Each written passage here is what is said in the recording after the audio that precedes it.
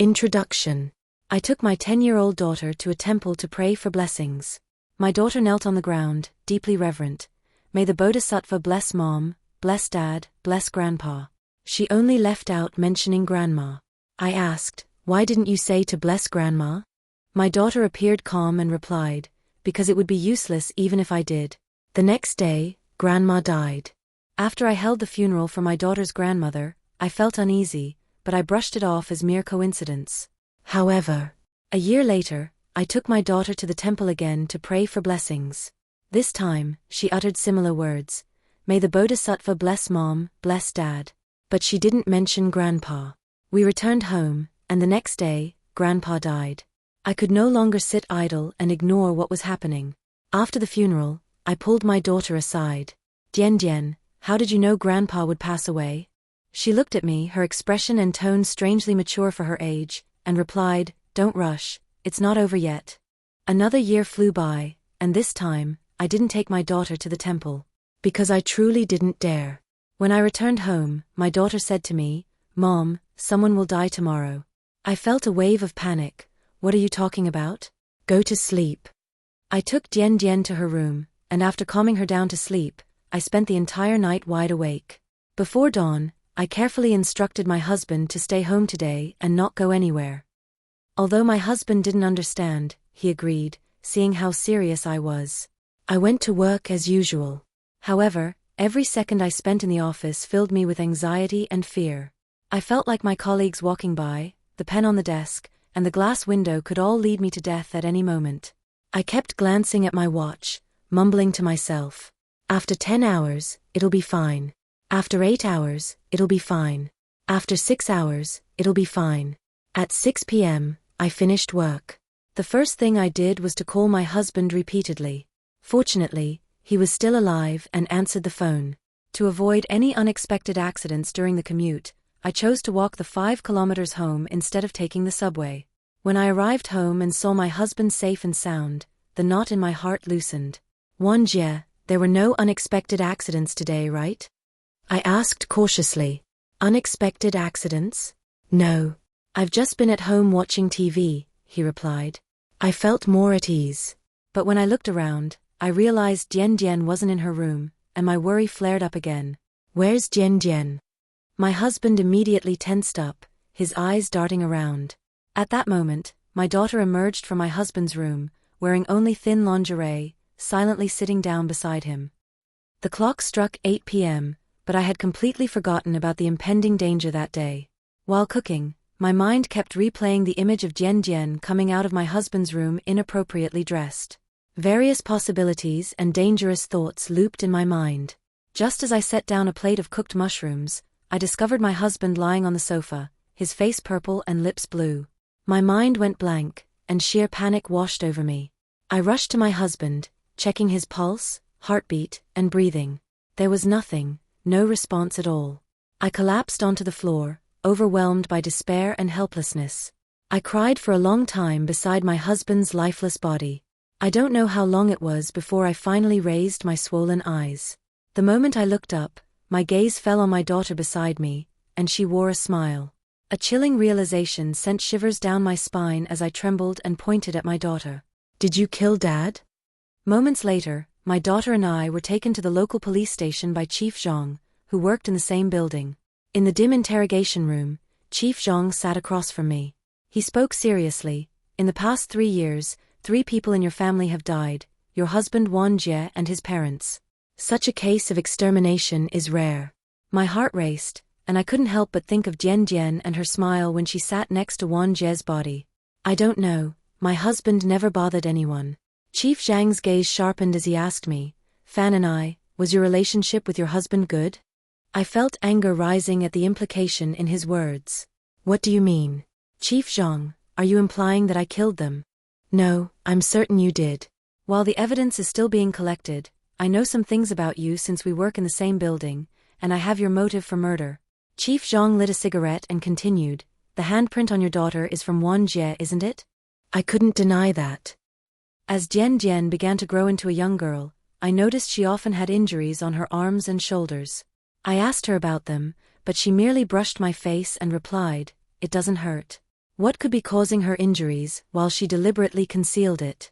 At first, I thought she was experiencing bullying at school, so I secretly contacted some of her closest friends to gather information. But her friends all told me that Dian Dian got along well with her classmates and that no one bullied her. Not bullying? Then where did those injuries come from? I tried every method to get Dian Dian to reveal the truth to me. Until one day, I returned home from work. When I got home, my supervisor suddenly sent me a WeChat message telling me to come back for overtime. I remember clearly that before I left, Dian Dian had only one small mark on her face. When I returned, I noticed 2 more small injuries had appeared on her face. The problem was evident. In the 4 hours I was gone, Dian Dian had been home alone with Wan Jie. Fury boiled within me as I marched to Wan Jie's room. He appeared tense. Then I was met with a scene that made me feel nauseous and devastated. Dian Dian's outer clothing and Wan Jie's jacket were scattered across the floor. Wan Jie wouldn't admit to having violated Dian Dian. I cursed at him, tears streaming down my face. If he were still a human being, he would never have allowed something like this to happen again. I couldn't imagine how much humiliation Dian Dian had endured and understood why she had remained silent from the beginning. In the days that followed, I consoled Dian Dian repeatedly. But she acted as if nothing had ever happened. Yet, I was consumed by guilt. So for the past 2 years, I had taken Dian Dian to the temple to pray, seeking forgiveness and mercy from the heavens. But then, something truly horrific occurred. While praying, Dian Dian continuously omitted her grandparents from her blessings. Both her grandparents passed away shortly afterward. From then on, I often discovered that when I wasn't home, Wan Jie had led Dian Dian into our bedroom. It wasn't until I found undeniable evidence proving that from the start, Dian Dian had been violated by that beast Wan Jie. Even now, he continued his heartless acts against his own daughter. After Chief Zhang listened to my account, his face flushed slightly as he silently clenched his jaw. Fan and I deeply empathize with what you and your daughter have endured. However, this could also serve as your motive for murder. Wan Jie continuously violated your daughter, which could mean you killed Wan Jie and his parents. I rebutted Chief Zhang. I have indeed thought countless times about chopping Wan Jie into pieces, but I'll tell you I didn't do it. In other words, I couldn't. Once I go to prison, the only person left in this world who can protect Dian Dian will be gone. I also hope the truth is as you say, Chief Zhang replied. Suddenly, the interrogation room door opened. A forensic doctor entered, holding several documents. The forensic doctor approached Chief Zhang and slowly said, Chief Zhang, the DNA test results are in, but... Spit it out already. The forensic doctor's complexion turned pale, and he swallowed hard. I've been a forensic doctor for 40 years, and I've never seen anything as bizarre as this. You might want to follow me. 2 hours later, Chief Zhang returned to the interrogation room, accompanied by Dian Dian and a stranger. Dian Dian was seated next to me. I felt confused and somewhat displeased. I didn't want Dian Dian to see me in handcuffs, under pressure from the police being interrogated. Chief Zhang, if the police consider me a suspect, shouldn't I be interrogated alone? What's the point of bringing my daughter here? And who is he? I gestured to the polite man in glasses sitting across from me. He's a criminal behavior analyst. We brought your daughter here to observe her facial reactions in response to your answers, Chief Zhang explained. I gently patted Dian Dian's head while still in cuffs, trying to comfort her. It's okay, Dian Dian, we'll be home soon. Chief Zhang held several documents, his expression cold, face devoid of color. We have the DNA test results. You're normal, Wan Jie is normal, but your daughter's DNA shows no trace of Wan Jie's. I vehemently denied it. That's impossible. I hate Wan Jie, I just want him to go to hell, but Dian Dian is my child with Wan Jie, there can't be a mistake. Chief Zhang slammed the documents on the table, glaring at me in anger. Stop making excuses. No wonder the forensic doctor said they've never encountered anything as strange as this in their career. Your daughter's DNA has no male components at all. Most importantly, her DNA only contains yours. What exactly is your daughter? Chief Zhang stared intently at Dian Dian, carefully observing her. In the process of your daughter growing up, I noticed she bears a striking resemblance to someone. No, it's as if they were cast from the same mold. That person is your daughter's deceased grandmother, your mother, Gui Yufan. When Chief Zhang mentioned my mother, my body involuntarily trembled. My mother had died in a car accident long before I married Wan Jie, even earlier than Wan Jie's parents. At that time, Dian Dian had not yet been born. Chief Zhang began questioning Dian Dian. Fan Dian Dian, do you know what your grandmother looked like? I don't know. Dian Dian shook her head. Chief Zhang, more intrigued, asked, have your parents ever shown you a picture of your grandmother? Never. I've seen pictures of my paternal grandparents and my grandfather, but I've never seen a picture of my grandmother. Do your parents often mention your grandmother to you? Dian Dian replied, not at all. My parents have never brought up my grandmother on their own. When I asked them, they didn't say anything.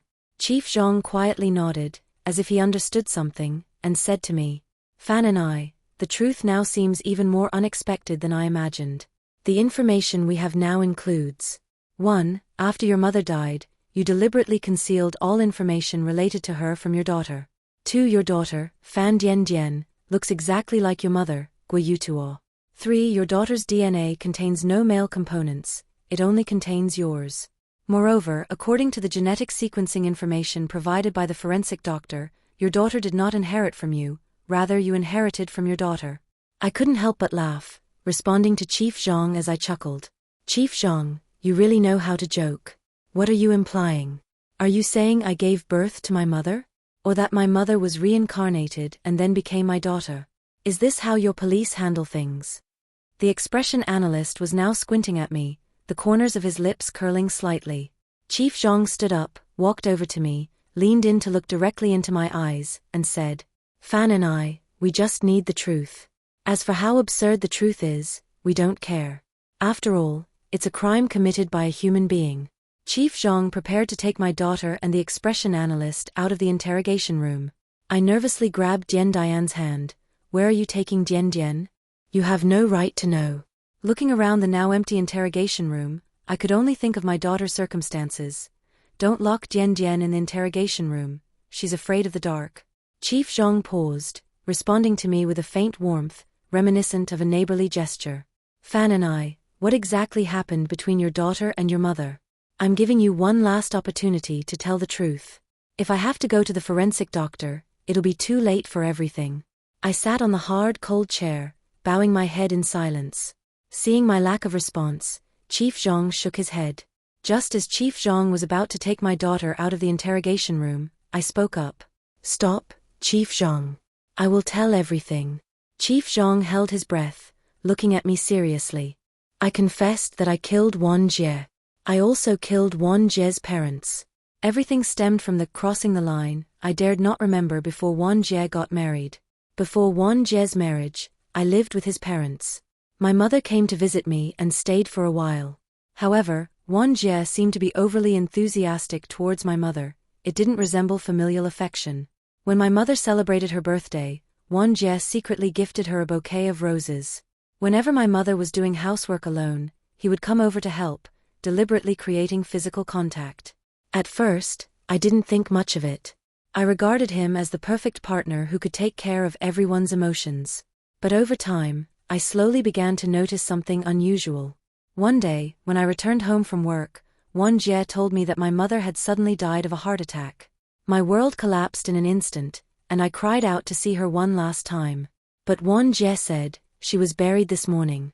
At that moment, I felt nothing but heartbreak and regret. Why didn't he let me see my mother one last time before hastily burying her? Why was no one by her side when she had a heart attack? I was in so much pain that I couldn't escape the sorrow. Every time I remembered my mother, I would wash my face with tears. But at that time, I was already pregnant with Wan Jie's child, and our wedding proceeded as usual. Perhaps 2 years passed. I accidentally discovered a pair of gloves in the kitchen's exhaust vent. They were the gloves my mother frequently used while doing housework. The surface of the gloves had dried blood stains. Those gloves shouldn't have been thrown there. Unless someone had done it intentionally. The more I remembered my mother's death, the more I felt that something was off. Before my mother passed away, I took her for a comprehensive health checkup every year. Although her heart wasn't strong, it wasn't to the extent that she could suddenly die of a heart attack. Moreover, why was Wan Jie in such a rush to bury my mother? Why didn't he wait for me to see her one last time? This was not normal. I asked Wan Jie, when my mother fell ill, you said you took her to the hospital. Which hospital was it? Won Jie's reaction was increasingly suspicious. Normally, he should have simply answered. Instead, he nervously asked me back, and even awkwardly rubbed his belly. Darling, why are you asking this? It's nothing, I just feel that we should avoid jinxes in the future. If someone else in the house gets sick, don't go to that hospital. Which hospital did you take my mother to? Won Jie sighed deeply. I forgot. The situation was urgent at that time, and when I saw the hospital, I took her straight in. I didn't even look at the hospital's name. After saying that, he became suspicious and curious, questioning me again. Are you planning to make a fuss about this? Of course not. It's been so long already, and besides, the dead cannot come back to life. What good would it do for me to make a fuss? I forced a smile to reassure him. But starting the next day, I secretly asked Won Jie and began inquiring about the hospitals near my home. I went to all the hospitals, big and small, across our city. None had any records of my mother's admission. Won Jie was lying. He didn't let me see my mother's body because he hadn't taken her to the hospital. There was only one possibility. My mother didn't die of natural causes, she was murdered, and there were still traces of the murder left on her. I began searching for evidence. I extracted surveillance footage from the neighborhood on that day, looking for the clothes Won Jie wore, searching for any hidden fingerprints, bloodstains, or hairs in the corners. But the result yielded nothing. The surveillance footage had been completely deleted. I scolded myself for being too late in my suspicions. I was unwilling to accept this and decided to report to the police, requesting their intervention in the matter. However, I had no idea that another pair of eyes was watching my actions in the dark. The day I was preparing to go to the police station, I was stopped on the way by Won Jie's mother. She told me that DMDM had been burned at home and needed me to return quickly. However, when I got back home, I didn't see DMDM anywhere. At that moment, I realized this was likely a trap. A trap meant to silence me. But I didn't expect Won Jie's mother to kneel before me, her tears and snot mingling as she choked on her sobs. She cried out, "I'm sorry, my child. Chu and I'm so sorry." "Mother, what do you mean by this?" Tears streamed down her face as she knelt, looking up at me. "Do you want to report your mother?" My heart skipped a beat. She indeed knew everything. "Don't go, don't investigate anymore. I've known you've been searching for the cause of your mother's death these days. I know that sooner or later, I couldn't hide it from you." My soul felt heavy, and her words made me anticipate that what I would hear next would crush me once more. I released Won Jie's mother, coldly questioning. "My mother didn't die from a sudden heart attack, did she?" She lowered her head, tears falling in the air, landing on her palm. "It was Won Jie, wasn't it?" Won Jie's mother knelt even deeper, prostrating herself before me. "Yes." At that moment, I felt a clear sense that her admission pained her more than it did me. How did my mother actually die? Won Jie's mother, sniffling, began to recount the truth about my mother's death. On the afternoon of the incident, Won Jie had been drinking. When Won Jie got drunk, he couldn't keep his mouth shut. Not only did he curse my mother, but he would also curse his own mother mercilessly. He had no moral boundaries. At this point, I couldn't help but choke up. After that, the expression specialist gestured for Chief Trong to step outside. About 5 minutes later, they returned. This time, however, Chief Trong brought me a cup of warm water, and his expression was much softer. The expression specialist must have told Chief Trong that I was not lying. Chief Trong said, "Continue." "That scum, Won Jie, after getting drunk, laid hands on my mother and even shamelessly claimed that he could take care of both my mother and me. At that time, my mother had a dispute with Won Jie. She firmly declared that she wouldn't let me marry him and was determined to call off the engagement. When Won Jie heard my mother say that, he completely lost his mind and assaulted her. My mother resisted with all her might, but Won Jie, enraged, in a fit of madness, swung a knife and killed her. Won Jie's parents returned home just in time to witness him clumsily handling my mother's corpse. Won Jie's mother clutched at the corner of my clothes, pleading with me, "It's all my fault, I shouldn't have hidden this from you. I know Won Jie deserves to die 1,000 deaths. But you're also a mother, please, don't go to the police." He was just momentarily confused. "If you want to seek revenge, I will die in his place. I beg you, don't go to the police." Won Jie's mother kept begging me through her tears. I suddenly found myself at a loss for words, unable to hear anything or see anything. A heavy sense of calm surged in my chest. At that moment, I had only one thought: to make amends for my mistakes and punish my own foolishness and carelessness. Chief Trong, confused, asked me, "Then why didn't you report it to the police afterward?" I replied, "Wan Jie's parents used their connections to forge a certificate claiming Wan Jie had symptoms of mental illness." Chief Trong stood up, reprimanding me. "Even if Wan Jie had mental issues, it doesn't entirely affect your decision to report to the police, nor does it affect Wan Jie receiving legal consequences. Pham and you didn't report to the police because you wanted to kill him yourself, right?" "I did not." I looked straight into Chief Trong's eyes, who tilted his head to glance at the expression specialist, seeking agreement in his gaze. The specialist nodded. "She's not lying." Chief Trong continued to question me. "What about your child with Van Kiet?" "After 5 months of pregnancy, due to a fall, the child was stillborn." "I fear it's not just a fall, is it?" Chief Trong threw down a medical report. "We have investigated, and it turns out the previous diagnostic report shows that the child was terminated by your own hands." As I had anticipated, Chief Trong had thoroughly investigated everything about me. So I calmly admitted, "That's correct." At 5 months, I found abnormalities in the child's brain cells, indicating that it would be born with deformities, so I decided to terminate it.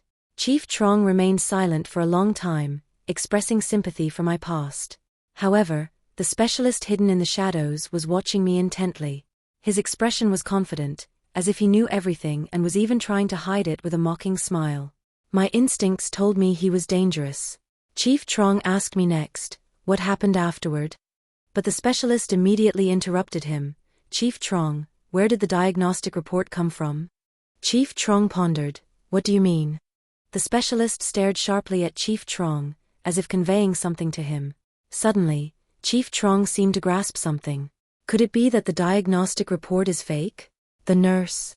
"You're not wrong. That nurse was someone Pham and I hired to impersonate, and the report is also fake," the specialist explained. I scoffed and replied, "Are specialists nowadays exempt from legal responsibilities, Chief Trong?"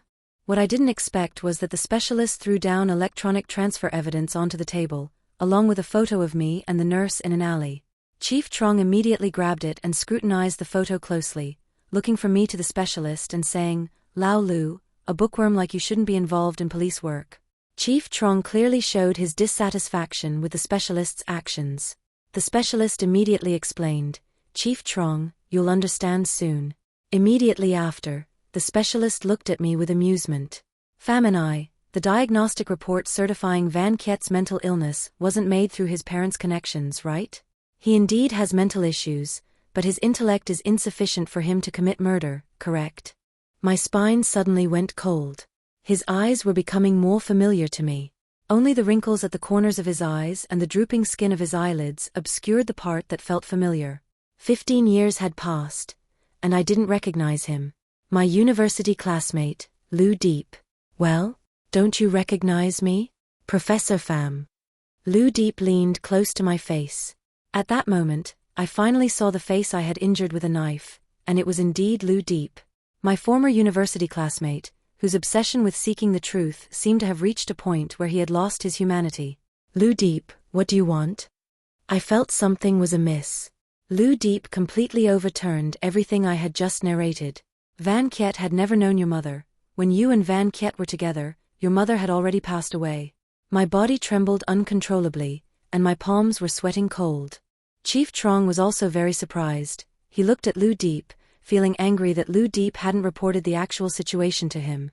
"Chief Trong, can I take Pham and away first?" Chief Trong grabbed Lu Deep by the collar. "Your superiors invited you here to assist in the investigation." Lu Deep pushed Chief Trong away. "Well, now you can write the work report. Pham and did not kill anyone. The real killer is her daughter, Pham DMDM. Lu Deep said. "No, it was me. I had the motive to kill." I anxiously gripped the interrogation table, struggling to prove my innocence, almost failing the moment I recognized Lu Deep. At this moment, smoke was swirling in the interrogation room. The voices of Lu Deep and the smoke formed a tangible force suppressing my nerves. "Pham and your mother died because of your experiments, right? Because she had cancer, you wanted to use the experiments to help her live a little longer." But you didn't know that this only worsened your mother's condition. In the end, your mother died. You fell into a state of mad self-blame, locking yourself in the lab, crazily conducting experiments with a determination that almost drove you to exhaustion and death. Thus you could quietly disperse your longing for your mother. With your extreme working state, one day, you made a breakthrough in the gene recombination part of your experiment.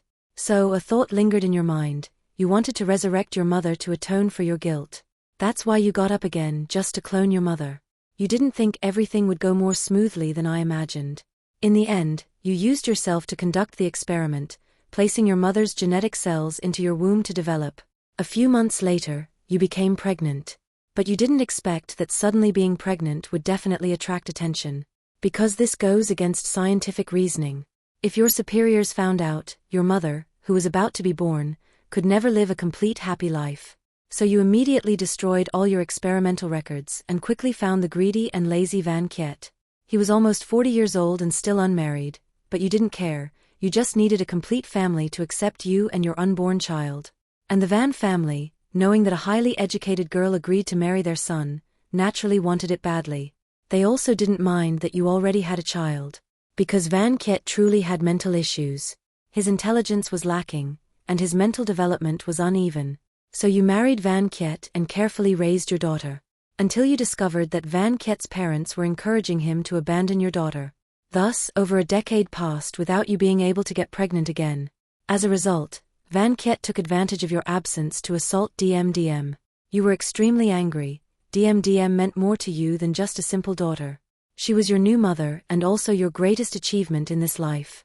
You couldn't tolerate DMDM being harmed by this family. So you planned to murder Van Kiet's parents and Van Kiet. Do you have any evidence? Chief Trong suspiciously questioned Lu Deep in front of me. From Chief Trong's experience, Lu Deep's description seemed too absurd. If Lu Deep couldn't present any evidence, I wouldn't need to explain this matter. Chief Trong, I killed them all. Regardless of whether the truth is as I said or as Lu Deep described, the result is already set, and the reason is not important. Just arrest me. Chief Trong remained indifferent. He looked at Lu Deep, waiting for the next part of the story.